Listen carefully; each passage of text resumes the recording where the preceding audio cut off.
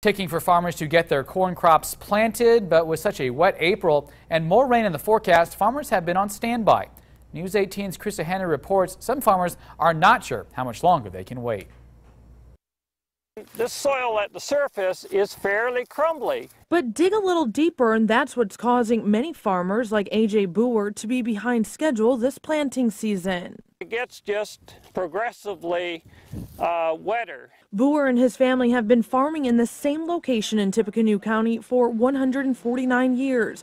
He says every year Mother Nature gives them something different to work with. Of course, next year will be our 150th season, and you know, when you grow up with it generation after generation, you become accustomed to all the challenges that Mother Nature throws at you. After heavy rain in April, it's a familiar story throughout Indiana. Purdue agronomy professor Tony Vine says only 1% of the Indiana corn crop is planted because farmers can't get into their muddy fields. If I can roll the soil and form a ribbon like this that is a 1/4 inch or so in diameter, then that tells me that for this soil, it is still too wet. Last year, Vine says about 30% of corn was already planted in Indiana by the end of April. April of 2012, this very area received 1.75 inches of rain, and we had a very, very warm April.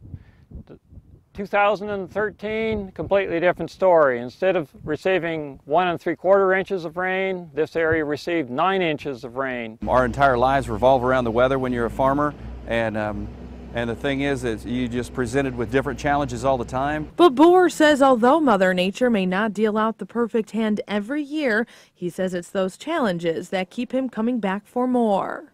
It's kind of fun and exciting. It's not a boring desk job that gets monotonous for sure. And you get to enjoy this beautiful weather, so that's definitely a plus. Reporting in West Lafayette, Krista Henry, News 18.